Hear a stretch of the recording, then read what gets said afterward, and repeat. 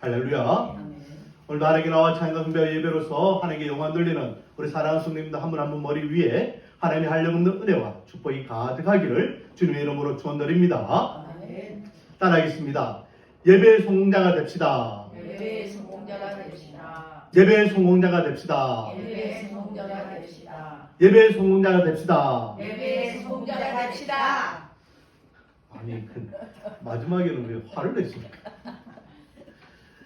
어떻게 예배의 성공자가 되고 계십니까? 아멘. 벌써 우리가 2023년도를 시작하고 4월달이 지나가고 있습니다. 특별히 4월달은 이제 주일이 5번인데 이번 주가 이제 마지막 주간인데요. 4개월 동안 예배의 성공자로 어떻게 좀 우리가 탈바꿈이 되어가고 있습니까? 예배를 드리는 우리 마음가짐이 좀 달라졌습니까? 또 예배 드릴 때에 주님께 주시는 은혜가 좀 달라졌습니까? 아멘. 또 예배 드리는 우리 습관이 좀 바뀌었습니까? 아멘. 원하기는 매 시간마다 예배의 은혜를 경험하기를 원하고 또 예배를 통하여 하나님의 살아계심을 경험하기를 원하고 또 그 사모하는 예배자의 모습, 우리의 그 예배 드리는 근본적인 예배 자세와 또 삶이 달라지기를 원합니다. 뿐만 아니라 교회에서 드리는 어떤 형식적인 종교적인 예배의 의식뿐만 아니라 우리 삶 자체가 예배자의 삶을 살아가기를 원합니다. 그래서 주위 사람들이 우리를 볼 때에 야 너는 어떤 예수 믿는 다른 사람하고 좀 다르구나 라는 그런 선한 영향력을 끼칠 수 있는 삶을 통하여 드려지는 예배자가 되기를 소망합니다. 아멘. 오늘은요 우리가 예수님에 대한 특히 메시아 예언에 대한 부분이 기록되어 있는 예언적인 말씀을 읽었습니다. 9절부터 17절까지 이 내용은 메시아에 대한 예언인데요. 저는 이 본문을 이미와 아직으로 해석하고 있습니다. 그래서 메시아는 이미 오신 메시아도 계시지만 아직 오시지 않은 메시아도 계시죠. 무슨 말입니까? 이미 오신 메시아는 2000년 전에 저와 여러분을 위하여 십자가에 돌아가신 예수님 이미 오셨습니다. 그리고 아직 오시지 않은 메시아는 누굽니까? 다시 오시겠다 약속하시고 승천하신 예수님. 그분이 언젠가는 다시 이 땅에 오실 줄 믿습니다. 그분이 언제 올지는 아무도 모르겠습니다. 아버지 외에는. 그러므로 우리는 믿음으로 다시 오시겠다라고 말씀하신 그 약속을 의지하여 우리가 다시 오실 예수님, 메시아를 기대하며 기다리고 있는 것입니다. 그에 대한 예언이 오늘 9절부터 17절에 같이 나눠져 있다라는 것을 먼저 염두에 두고 우리의 말씀을 생각해 보기를 원하는데, 먼저는요 이렇게 메시아를 기다리는 하나님의 백성들이 어떤 삶을 살아야 되느냐. 9절 말씀에 보니까 시온에 따라 크게 기뻐할지어다, 예루살렘에 따라 즐거이 부를지어다 라고 이 메시아 예언을 시작하고 있습니다. 시온에 따라 예루살렘에 따라 이 말은요 다른 말로 하면 이스라엘 백성들을 칭하죠. 하나님의 자녀들을 이야기합니다. 그러니까 하나님의 백성들아 크게 기뻐하라, 하나님의 자녀들아 즐거이 부를지어다 라고 선언하고 있죠. 그래서 오늘 말씀 제목이요 기뻐하고 즐거워하라 라고 정해봤습니다. 하나님의 백성으로서 나는 구원받은 하나님의 자녀로서 기뻐하고 즐거워하는 삶을 어떻게 하면 살아갈 것인가, 왜 우리가 기뻐하고 즐거워해야 되는가에 대해서 한번 나눠보기로 원합니다. 먼저는 우리가 기뻐하고 즐거워해야 할 이유는 첫 번째, 구원받았기 때문에 기뻐하고 즐거워해야 될 줄 믿습니다. 제가 초도에도 말씀드렸지만 이 말씀은요 이미 오신 메시아에 대한 예언입니다. 이 스가랴서는 예수님이 오시기 전에 예언한 말씀이기 때문에 이 스가랴서는 오실 예수님에 대해서 예언하고 계십니다. 특히 9절 말씀을 보십시오. 9절 말씀을 보면 너무나 우리가 친숙하고 잘 알고 있는 말씀이 기록되어 있는 것을 보게 됩니다. 자, 9절을 다 같이 한번 읽어보겠습니다. 시작! 시온에 따라 크게 기뻐할지어다, 예루살렘에 따라 즐거이 부를지어다. 보라, 내 왕이 내게 임하시나니 그는 공의로우시며 구원을 베푸시며 겸손하여서 나귀를 타시나니 날개 작은 것 곧 낙이 새끼니라. 아멘. 어디서 많이 들어본 말씀이죠. 어떤 말씀입니까? 이 말씀이 어디 기록되어 있을까요? 마태복음에 보면 예수님이 뭐 하실 때에 이 말씀이 인용되고 있을까요? 예수님께서 십자가의 길을 가기 위해서 마지막 예루살렘에 입성할 때에 낙지 새끼를 타고 그렇게 예루살렘에 입성하시잖아요. 그 때에 그 모습을 마태, 마가, 누가, 요한 이 저자들이 이 스가랴서 9장 9절 말씀을 인용하고 있는 것입니다. 마태복음 21장 5절 말씀을 제가 한번 읽어볼게요. 시온 딸에게 이르기를 내 왕이 내게 임하나니 그는 겸손하여 낙이 곧 멍에 매는 짐승의 새끼를 탔도다 하라 하였느니라. 아멘. 금방 읽었던 9장 9절 그 이 말씀을 지금 그대로 인용하고 있고 이 말씀을 이루기 위해서 예수님께서 예배된 나귀를 데려와서 그 나귀를 타고 가장 겸손한 왕으로 그렇게 예루살렘에 입성하고 있다라고 마태복음의 저자인 마태가 그렇게 기록하고 있는 것입니다. 이렇게 예수님은요 저와 여러분을 위해서 가장 낮은 자세로 겸손의 왕으로 그렇게 이 땅에 오셨고 십자가의 길을 가셨다라는 것입니다. 그러므로 지금 이 9절과 10절은요 예수님 이미 오신 메시아에 대한 우리 입장에서는 이미 오신 예수님에 대해서 예언하고 있는 말씀이고 이 말씀이 이미 2000년 전에 이루어졌다라는 것이죠. 또 10절 말씀도 마찬가지입니다. 10절 말씀 내가 에브라임의 병거와 예루살렘의 말을 끊겠고 전쟁하는 활도 끊으리니 그가 이방 나라에게 화평을 전할 것이요 그의 통치는 바다에서 바다까지 이루고 유브라데 강에서 땅끝까지 이르리라. 아멘. 한마디로 이야기하면 예루살렘에 무엇을 없애겠다? 전쟁을 없애겠다. 전쟁을 없애고 뭐를 선포하겠다? 화평을 선포하겠다. 그래서 모든 이방 나라에 이방 사람들에게 화평을 전하게 하겠다. 이스라엘 백성들에게 있어서요 이 전쟁은 지긋지긋하잖아요. 단지 그냥 지금 러시아와 우크라이나가 전쟁하고 있는 치고받고 이렇게 힘기르게 하고 있는 그런 전쟁이 아닙니다. 지금 이스라엘 백성들이 겪고 있는 이 전쟁은요 나라가 폭삭 망해버렸어요.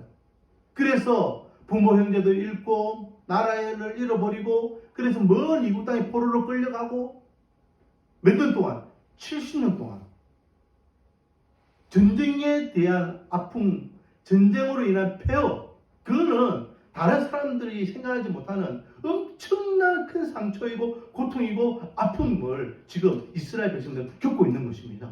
그런데 그 전쟁을 어떻게 하겠다? 이제 끊어버리겠다. 이제 전쟁 끝!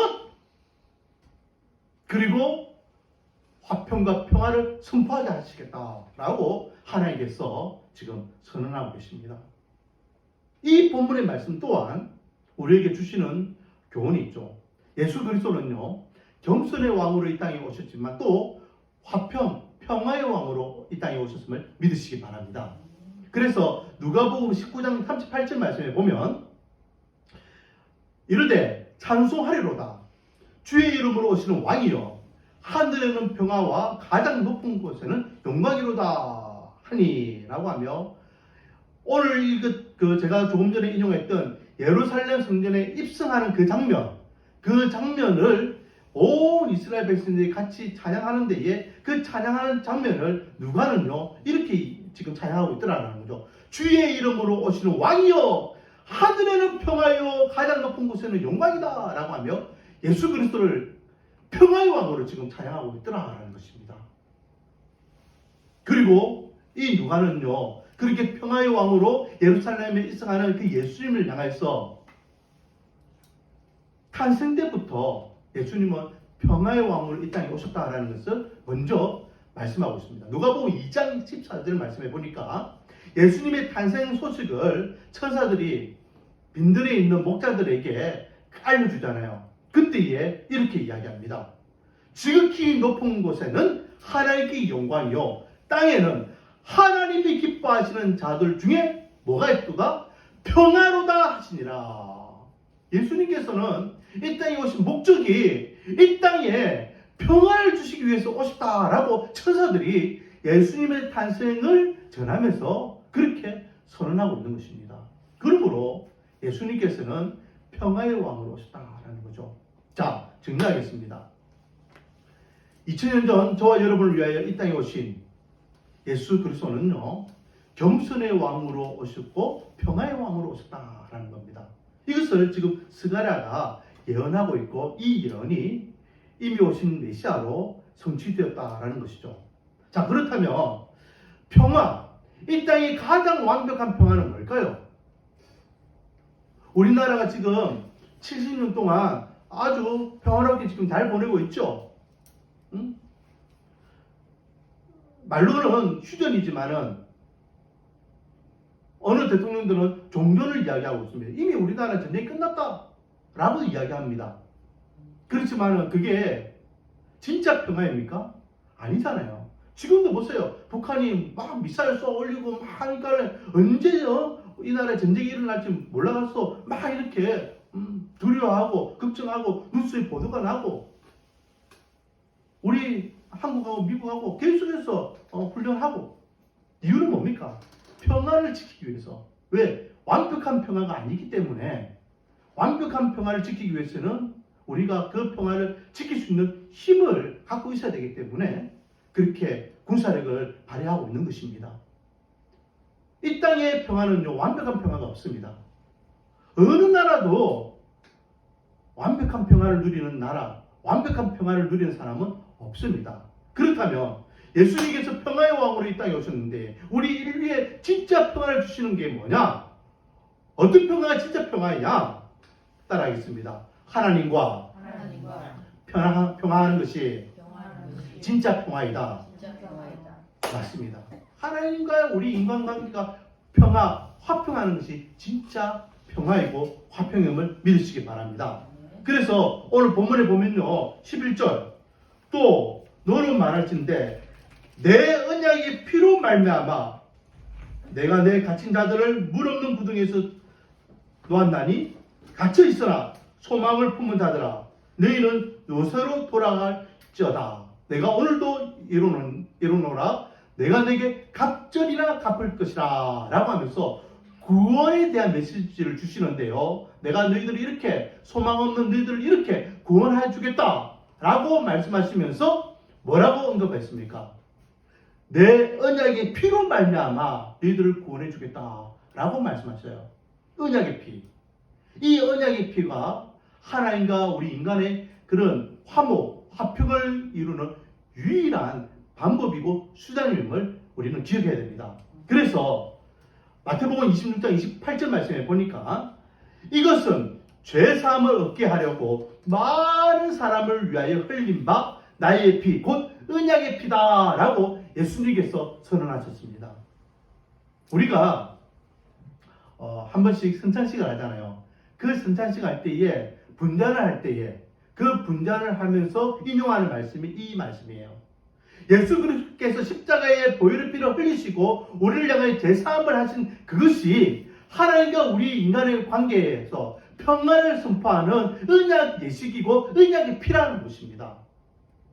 우리를 볼 때는 하나님이 우리를 용서할 거리가 없죠.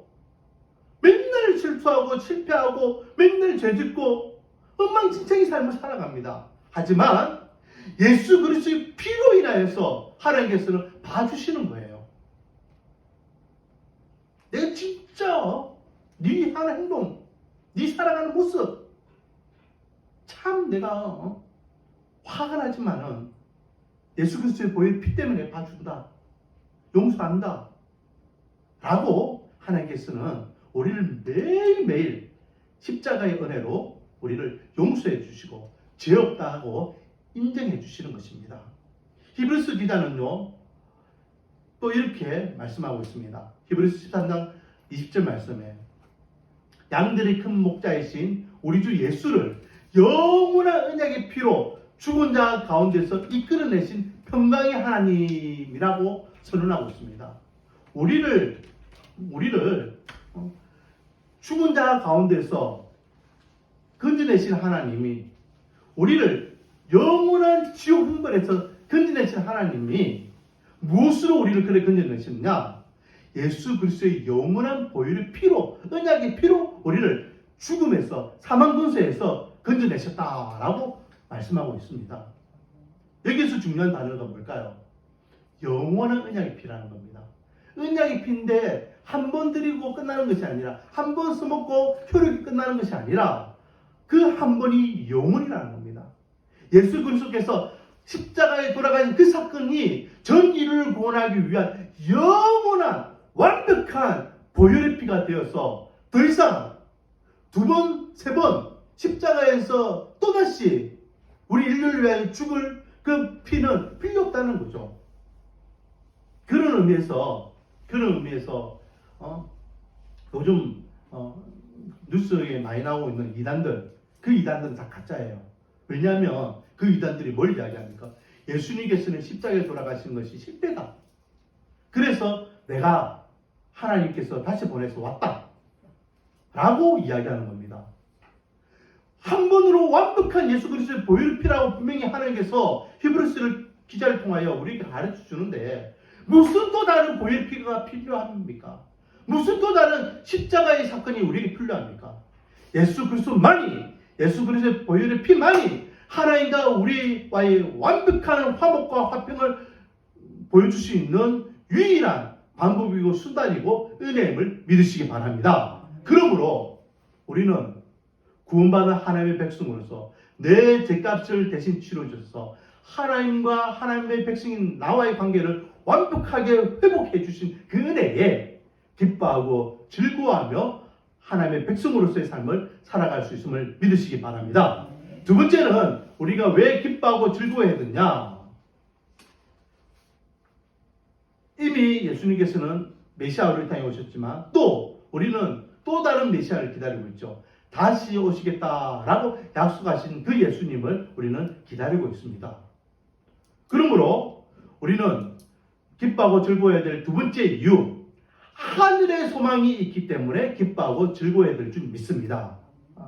하늘의 소망이 저와 여러분의 소망임을 믿으시기 바랍니다. 자, 오늘 본문에 보니까요,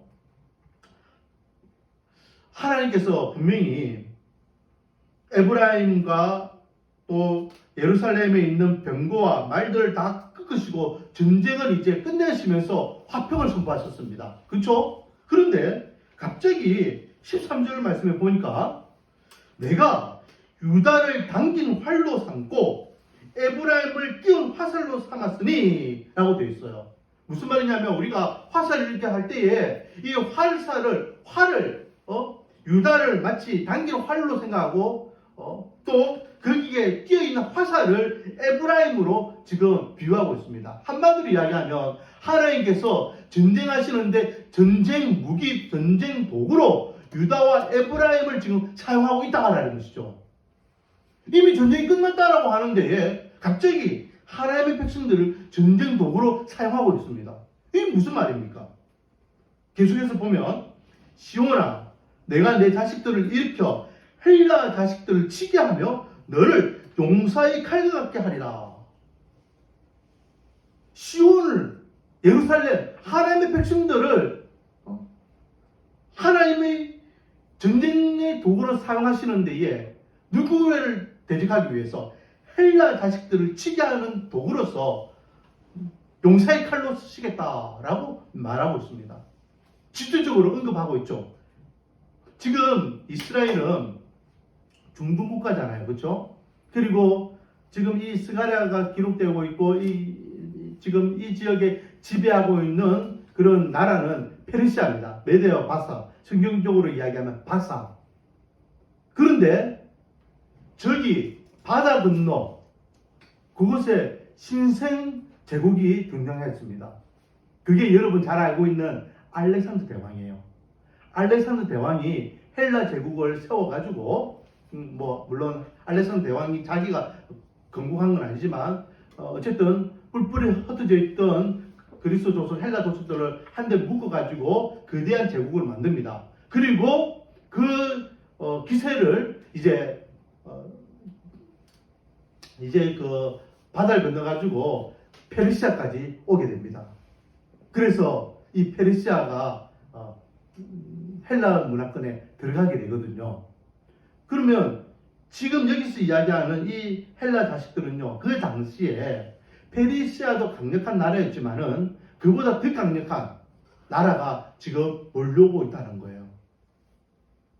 정치, 사회, 군사, 경제적으로 막강한 나라가 지금 몰려오고 있는데 그 나라와 맞붙어서 대적해서 싸울 군대를 누구를 통하여 하겠다는 겁니까? 이스라엘 군대를 통해서 하겠다는 거예요. 말이 안 되잖아요. 지금 이스라엘은요, 페르시아의 속국입니다. 포로로 끌려갔다가 이제 하나님의 은혜로 이스라엘로 돌아와서 예루살렘을 건축하고 막 그렇게 하려고 하는 페르시아의 식민지인데 무슨 힘이 있고 군대가 있고 능력이 있어가지고 지금 신흥 강국인 헬라와 맞받아 싸워서 이기겠습니까?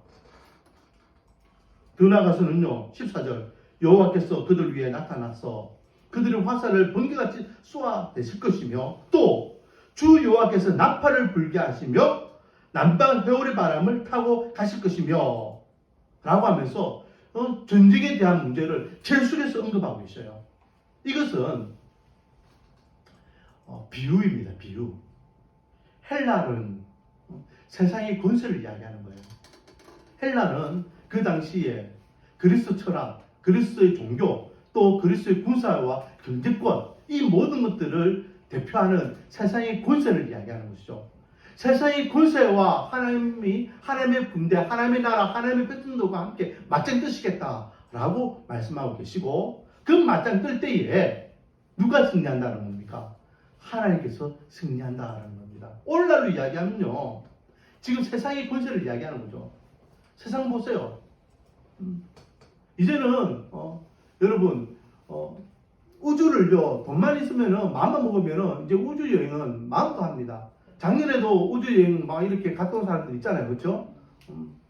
이제는 달 뒤편이 어떤 세계인지 이제는 훤하게 위성이 가가지고 우리나라 위성이 가가지고 그걸 촬영한 것이 이렇게 보도되고 했잖아요. 이제는 인류의 과학이 이 지구 안에서는 뛰어넘어서 우주적으로 막 퍼져나가고 있는 시대가 되었습니다. 오늘 아침에 새벽기도 갔다 와서 뉴스를 보니까요, 북한도 막 이렇게 인공위성 쏘겠다고 막 그렇게 지금 막 발표하고 막 난리예요. 최첨단 시대를 살고 있습니다. 우리가 상상을 초월하는 것들이 예전에 제가 어릴 적에 공상과학 만화라고 이야기했던 그런 일들이 지금 막 일어나고 있는 시대가 되었습니다. 얼마나 지금 문화와 문명이 발달하고 있는지 모릅니다. 그러면서 한편으로는 무엇이 점점 등장하기 시작합니까? 무신론자들이 등장하기 시작합니다. 야, 이렇게 살기 좋은데 얘, 이렇게 첨단 과학을 살아가고 있는데 얘, 무슨 신이 존재하느냐? 그런 거 없다. 그 다 만들어낸 신이야. 하나님을 부정하고 하나님의 말씀을 부정하고 천국과 지옥을 부인하고 있습니다. 이게 세상의 권세입니다. 인간적으로는요, 우리가 이 세상의 권세와 맞붙어서 싸워서 이길 수 있는 게 아니에요. 하지만 마지막 때가 되면 하나님께서는 이 세상 권세 또한 완전히 박살내겠다. 우리가 볼 때에는 도저히 무너지지 않을 것 같은 철옹성 같은 이 세상의 권세도 하나님 앞에서는 아무것도 아닌 보잘것없는 그런 심판의 대상으로만 전락하게 될 것을 말씀하고 있는 것입니다. 그리고 결국은 그 심판 이후에 하나님을 믿는 하나님의 백성들은 천국에서 영생의 기쁨을, 또 하나님을 온전히 믿지 아니하는 구원받지 못한 백성들은 지옥에서 영벌을 받게 될 것을 말씀하고 있죠. 자, 16절 17절 말씀입니다. 이 날에는 언제입니까? 하나님의 심판의 날에 다시 오실 메시아, 다시 오시겠다 말씀하신 예수님이 오시는 그날, 그들의 하나님 여호와께서 그들을 자기 백성의 양떼 같이 구원하시리니 그들이 왕관의 보석같이 여호와의 땅에 빛나리로다. 그의 형통과 그의 아름다움이 어찌 그리 큰지 곡식은 청년을 새 포도주는 처녀들 강건하게 하리라 라고 말씀하시면서 하나님의 심판대가 될 때에 하나님께서는 저와 여러분은 왕관의 보석같이 빛나게 존귀하게 세워주시겠다라고 약속하고 계십니다. 한 농부가요, 가난한 농부가 매일매일 땡볕에서 농사를 짓고 있었습니다. 그에게 유일한 양식은 말라 비틀어진 빵 한 조각이었어요. 마귀가 어느 날 가만히 보니까, 야, 저 인간 완전히 내가 패망시켜야 되겠다 라고 생각하고 그가 먹는 그 빵 조각을 훔쳐가 버렸어요. 열심히 일하고 난 다음 허기진 이 농부가요, 이제 그 말라 비틀어진 빵 한 조각을 먹으면서 허기를 조금 떼어보려고 빵을 찾았는데 빵이 없는 거예요. 야, 이제는 됐다. 분명히 원망하고 투덜거리고 분명히 저 가난한 농부는 나라고 떨어질 거야 생각했는데, 마귀가 생각하고 완전히 다른 반응을 이 농부가 보이더라는 거죠. 야, 이 말라비틀에 가지고 나도 매일매일 먹긴 먹어도 진짜 꼴로 확실히 이 빵을 누군가 훔쳐갔구나. 나도 먹기 싫은 이 빵을 누군가 훔쳐갔다면 나보다 더한 사람이구나. 분명히 그 사람은 이 빵을 통해서 나보다 좀 더 여유있게 그의 허기진 배를 채우게 되었겠구나 라고 하며 오히려 그 빵을 가져간 사람을 긍휼히 여기면서 자기가 빵을 잃어버린 것에 대해서 불평과 불만을 토로하는 것이 아니라 그 빵을 가져간 사람의 입장에서 긍휼한 마음을 가지고 감사하더라는 거죠. 그 마귀가, 야, 어떻게 저런 인간이 다 있지? 유일하게 자기가 먹을 수 있는 일용한 양식을 빼앗아 갔으면 불평하고 불만하고 세상을 저주하고 자기 지금 처지를 이렇게 욕하고 막 그렇게 해야 되는데 오히려 감사하고 있네. 이 모습 본 대장 마귀가, 야야야야 이리 와봐라, 니 지금 무슨 짓을 하고 있냐 라고 하면서, 야, 네가 그렇게 한다고 저 인간이 불평하고 불만하고 그런 거 하지 않는다. 그에게 더 풍성한 것을 주마라 라고 이야기하더라는 거죠. 그래서 이 마귀가 농사를 지어도 열매가 없고 맨날 허기지게 살았던 그 농부에게 조금 넉넉함을 주었다는 거예요. 넉넉함. 그러니까 어느 날부터 농사를 지어도 가뭄이 와도 풍작, 흉년이 돼도 풍작, 그 이제 곡식들이 남아돌게 만드는 거예요. 너무너무 남아들고 곡식을 이 농부가 주체할 수 없어가지고 뭘 하기 시작하냐면 그 곡식을 술을 만들기 시작하더라는 거예요. 그래서 처음에는 반주로 먹으면서 이것이 삶의 낙이지 하며 기뻐하다가 이제 친구들과 그 술을 나눠 먹기 시작하고 한 잔 두 잔이 이제는 이제 한 말 두 말이 되고 이제는 한 통 두 통이 되기 시작해서 사람이 점점 타락하기 시작하고, 빵 한 조각 없을 때에는 불평불만하지 않던 이 양반이 이제 술이 들어가고 이제 배가 부르기 시작하니까 세상을 원망하고 또 자기 처지를 한탄하고 그렇게 전락하게 되어 결국은 패가 망신하게 되더라 라는 이야기입니다. 이 이야기는요, 톨스토이의 마귀와 빵 한 조각이라는 이야기 내용입니다. 이게 우리 인간이에요. 우리 인간은요, 어디 소망을 두고 살아가고 있습니까?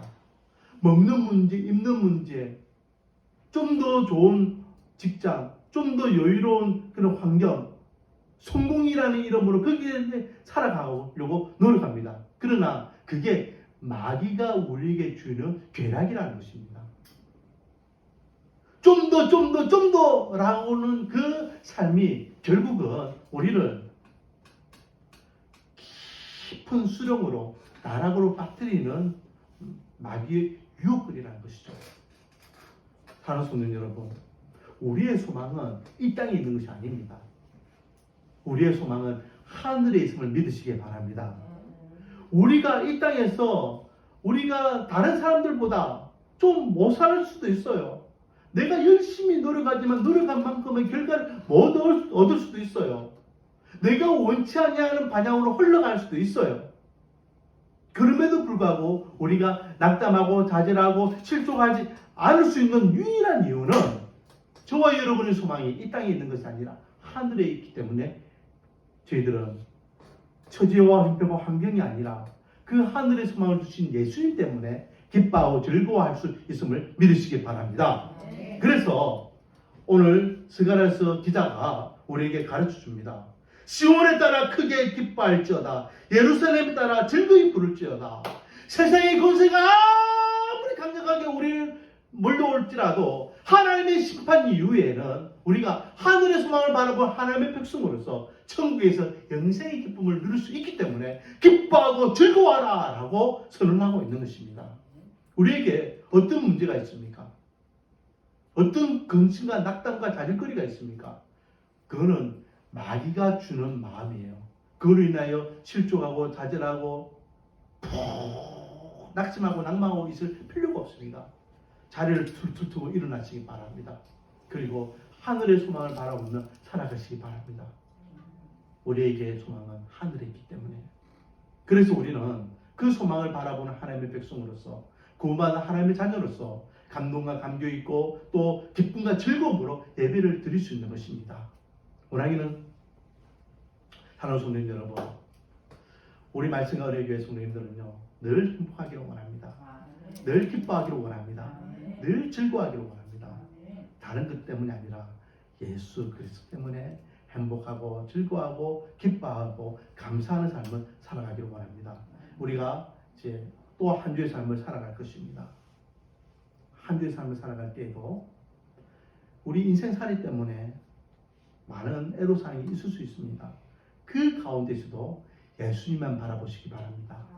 날 구원하신 예수님의 십자가만을 바라보시기 바랍니다. 또 다시 오시겠다 약속하신 그 약속의 말씀만 바라보시기 바랍니다. 그리고 그 약속의 말씀에 의지하여 우리가 행복하고 기뻐하고 즐거워하는 한 주의 삶을 살아가기를 주님의 이름으로 축원드립니다. 기도하겠습니다. 아버지 하나님,